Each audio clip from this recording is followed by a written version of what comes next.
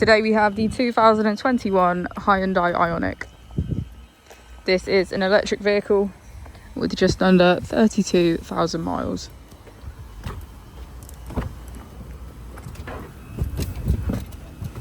To the left of our steering wheel we have voice control as a feature, and on the right we have cruise control. On our screen we can access our setup, button settings, Apple and Android CarPlay, radio, navigation and map. If we put the vehicle into reverse, we can see that it comes with a rear parking camera with rear parking sensors. Just below is our AC with heated seats on either side and a heated steering wheel.